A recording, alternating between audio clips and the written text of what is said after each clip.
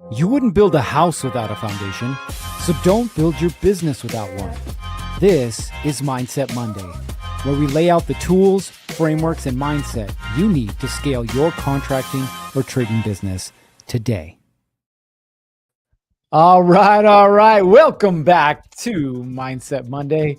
I'm your host, Gerritt Bake, with, let me see if I can get the shirt in the shot, Build Pro. Here we go. I don't know. We're going to start giving away some of these shirts. I think that'd be kind of cool. People love swag, right? Well, you guys know the drill. If you're here live, go ahead and drop your name and your business name and where you're from, and we'll give you the good old shout out. Now, if you're anything like me, odds are you're feeling a little full. Why? Well, because Turkey Day, right? Now, it's interesting how this holiday has evolved, right? It started off with a, gratitude for, being here and the life that we live and everything like that.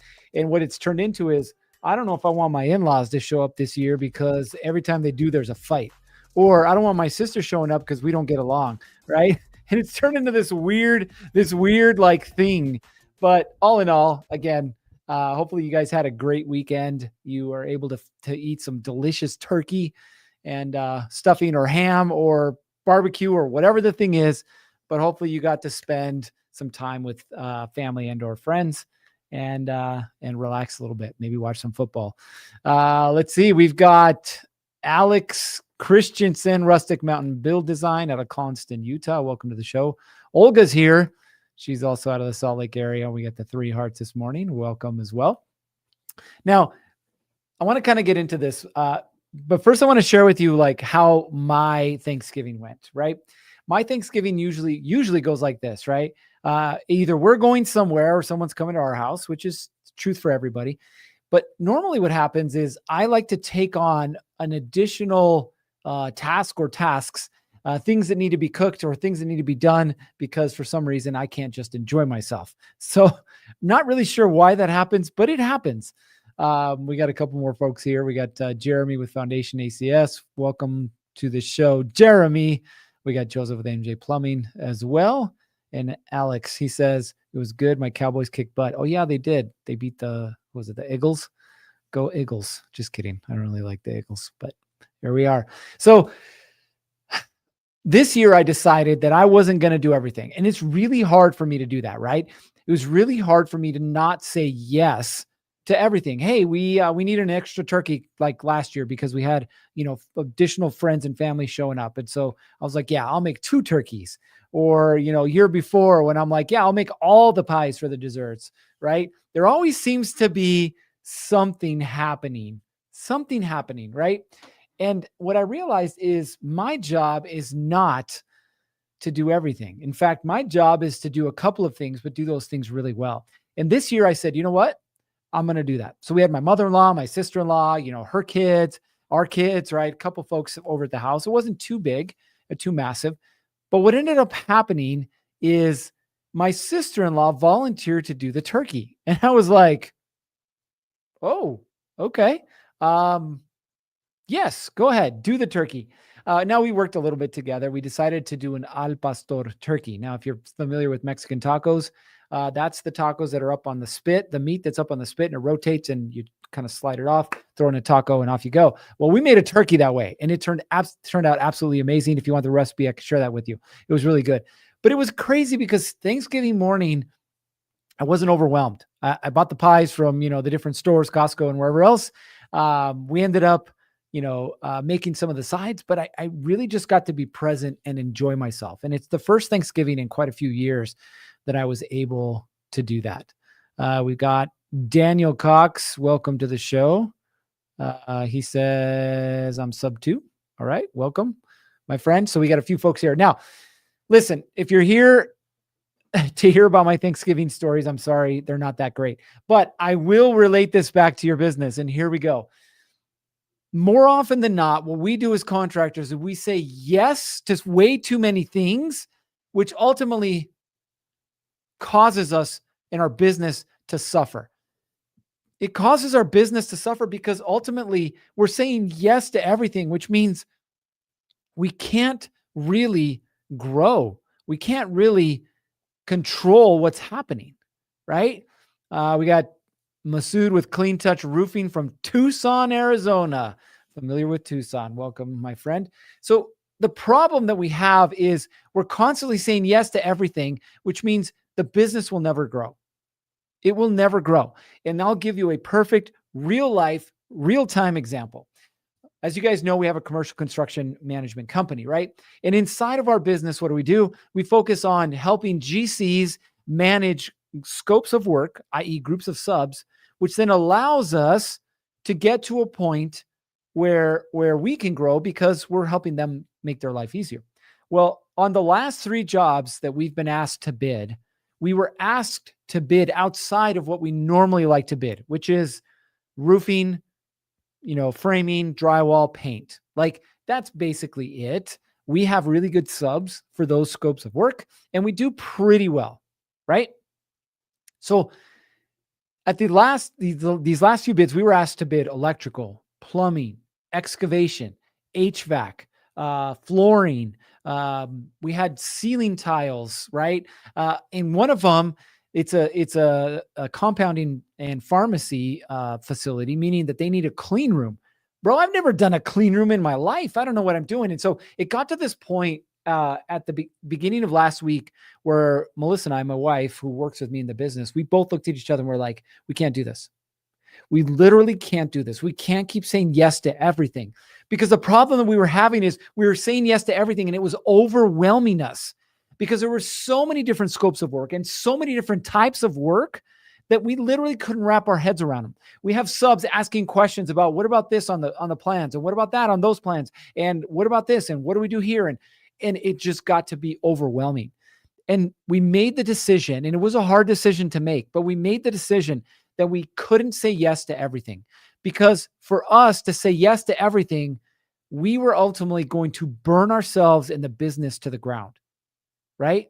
Because ultimately what was happening is we were just hustling and grinding, not growing. And so I want you guys to think about this as we go through the topic today is, are you hustling and grinding or are you growing? And there's a distinct difference between the two of them. We got Ryan with Divine Decking out of Bakersfield. Welcome. And then we've got Pierce saying, can I ask a question? Ask away, my friend. We love questions here. And by the way, that's for everybody. If you're here for the first time, we love questions. Make them specific to the topic, obviously, but we do love questions. So what did we end up doing? We went back to the GCs that we were working with. We're like, hey, we really want to help you, but we are not in a place where we can truly help you the way you want to be helped right now. We have a small team. We have a team of 4. That's it, right? And so we realized that if we minimized our scope, we would be able to maximize our efficiency. If we minimize the type of work that we were doing, we were able to maximize the amount of profit that we were going to make out of it. Okay. So I want you to start thinking that way when it comes to your business. Okay. Think about it this way. Okay. Number 1, every job that you say yes to shapes your business. Now I get it. A lot of you guys are subs and that's fine, but you don't want to be the plumber that's known for plumbing. You don't want to be the painter that's known for painting. You don't want to be the roofer that's known for roofing. Do you catch my drift here? Okay. You want to stay focused. When you get to a point where you're doing multiple 7 figures, then you can talk about taking additional scopes of work. Okay. But for now, stay focused. Stay focused. Okay. So let's take a plumber, for example, right? If you're the plumber that does service work, does new installs work, and does commercial work, what kind of a plumber are you, right? The jack of all trades, master of none, which means if everything's your specialty, nothing is. And you got to think about it this way. If everything is your specialty, nothing is. And the problem that we have is by saying yes to everything, ultimately what happens? We can't specialize in anything, right? Think about it this way. If I call a plumber because I need help on a new commercial project, I'm looking for a plumber who has experience in new commercial that can give me pricing that works for new commercial so that we can build a long-term relationship and grow together. I don't need a plumber who only does everything and then wants to jump into commercial and says yes, which has happened before. Okay. Another example. We got the chance to bid on this particular project. It's an apartment complex over 2 floors of retail. So it's 2 over 5, total of 7 floors. And the GC asked for multiple scopes, and we got a bid for electrical, right? And it came in right about $1 million. Okay. Well, guess what? The guy who submitted the bid at $1 million didn't actually submit a full bid because it wasn't detailed, and we asked for a detailed scope. And when I went back to him and said, hey, do you have any experience doing this? What do you think he told me? No, but we can do it. We do custom homes, but yeah, we can do that too, right? And so I felt not so confident approaching the GC going, hey, we got a number at $1 million. If we can land it at this number, we're all in. I don't feel confident in that because I don't have somebody who can actually do that. They don't have experience doing it. And so what we ended up doing, we changed this all last week, by the way, is our assistant who's qualifying our subs, getting license and insurance, scheduling, doing all that stuff. We said, I need you to go back through all of the subs and all of these scopes of work, and I need you to nail down their specialty. Either they do big commercial really well because they have experience and they have the big team. Either they do small TI work and that's just their thing because they're really good at it and that's what their team is really good at. Or they do residential, which we don't really do, and we just kind of push them to the side. You would be amazed. You would be amazed how many people fought back and they're like, oh no, we can do that. And we're like, nope, you got to pick one. I want to know who my guys are that can do the large commercial, hotels, multi-story complexes, things like that. I want to know the guys who can do my TI jobs, right? I want to know that because when bids come in, which we've had bids come in for core and shell, we've had bids come in for TIs, we've had bids come in for hotels and large townhome complexes. I know that you're not good at everything. I know it. And you need to know it too. It makes my job easier and it makes yours as well. You want to be able to be the guy or the girl that can do the thing really well, right? Second thing, not every customer is worth having.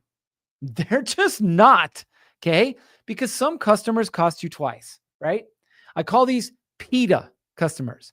You've probably heard of them before. In fact, you may have one right now. If you're not sure what a PITA client is, spell it out. I'll help you. Pain in the ass. These PITA clients, they want the lowest bid, but they want to demand as much as they can out of you, right?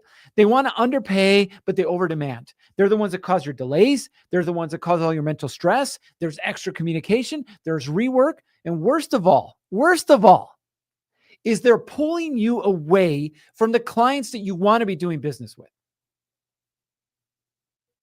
So why would you say yes? Right? And this is the way I look at it. We had an opportunity to have lunch with 3 estimators from a large, and I mean large, GC company, and they do stuff in multiple states. I mean, they do some really, really big projects. We had lunch and they were peppering me with questions. Tell us about your business. Tell us about your, this. Tell us about your that. And ultimately, what it came down to is we realized we were not aligned, right? What they were demanding was a company that could do these large projects. And that's not us. That is not us. We're not at the place where we're going to do large projects. We're kind of the smaller in-between guys, right? That's what we do really well. And it wasn't a bad thing, okay? But we realized if we would have said yes to them, we would have been the PITA client. We would have been the guys who'd be like, hey, you know what? We actually need more money, or we need more time, or we need more, whatever the thing is, right? And we didn't want to be that.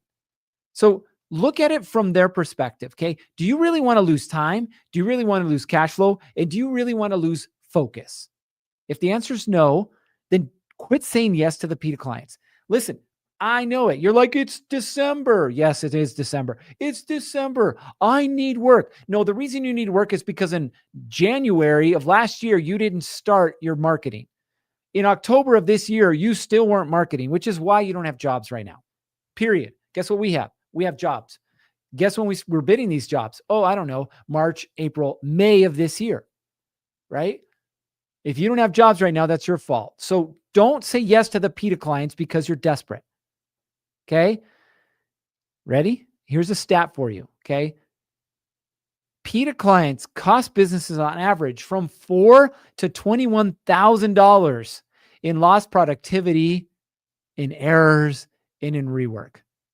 $4,000 to $21,000. So unless you want to stroke that check, which I'm pretty sure none of you guys do, quit. Don't quit the work, but quit focusing on saying yes to everyone, especially the PETA clients. Third, and this is really important for you guys, I need you to understand this. Quit saying yes to work that kill profit, okay? Understand that complex jobs are expensive. You can't bid them the same. They will take more hours and time. In fact, they may end up taking you multiple iterations of working on it to get it right. And so instead of saying yes to all these random jobs, which require more management, which will probably lead to more mental overload and definitely more mistakes, instead of doing that, back off and focus on what you can do in your sleep. I go back to this TI project, this pharmacy, right? We're helping with the core and shell, which is great. Pretty simple, straightforward. We can do that, okay?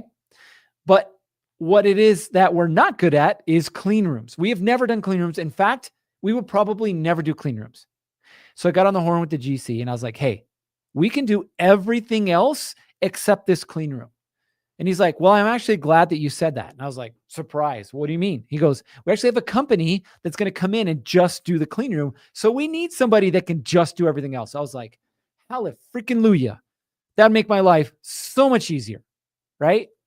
We got JS Nieves saying going through something very similar right now, right? Listen, we can make business as complicated and as hard as it needs to be, or we can make it as simple and easy as it needs to be. But the choice is yours. If you want to always be focusing on different materials, different subs, different suppliers, different tools, different timelines, what do you think is going to happen? Oh, I don't know. There's going to be a ton of waste and you're going to be super inefficient, right? If you're doing the work, it's already going to be a mental headache and burden. Imagine your crew showing up to a job that they don't have a ton of experience doing and you expecting them to do a good job. What do you think is going to happen? Well, let me tell you, on average, cost overruns because of this, the inability to bid properly because they're bidding on jobs that they're not comfortable doing, will cost a contractor on average 15 to 25%. And for most of you, that's your profit. Now, if you want to keep doing jobs for free, awesome, great, have fun, right? I don't want you guys to do that. I want you guys to focus on making money and keeping money, right? The only way that happens is if we focus on the work that we're really good at and we become an expert at doing that same work over and over and over again.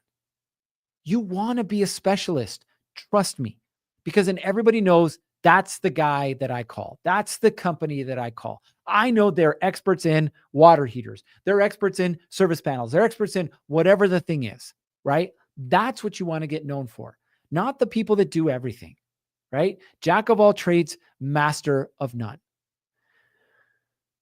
As we wrap this up, I want you to think about this way. There's the strategic power in saying no, okay? Specialization, which is nothing more than focusing on what you're good at, creates speed. There's less training you got to go through. Your estimating is faster. You're better at scheduling.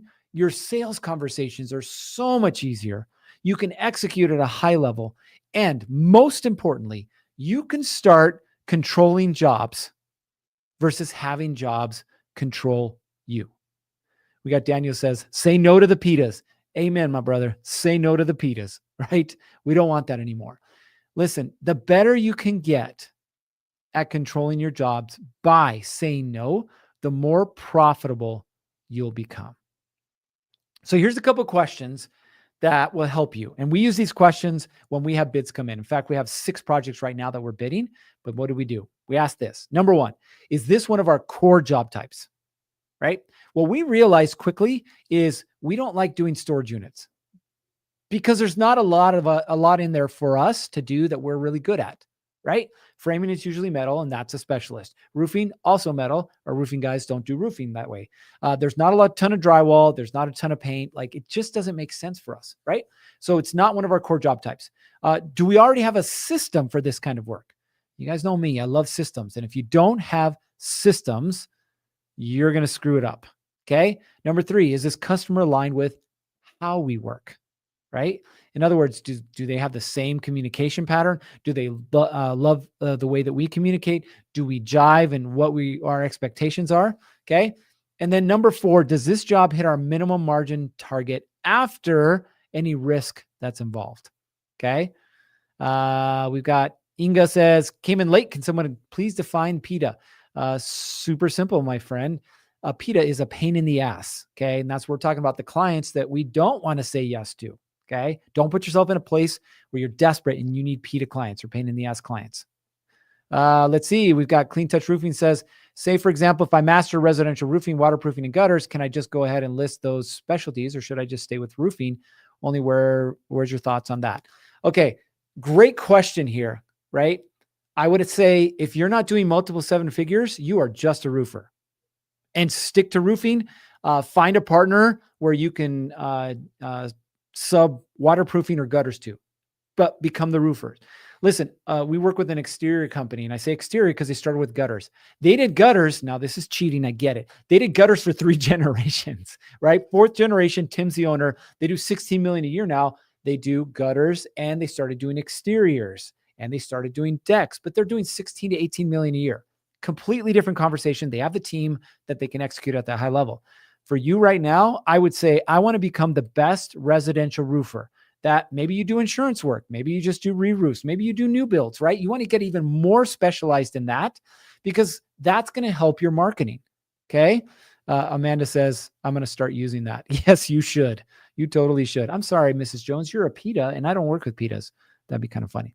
But going back to Clean Touch, if you want to become a specialist, you're going to find that it's much easier to get work, right? Because I can walk into a business and very quickly go, hey, this is who we are and what we do. And I know whether there's alignment there or not.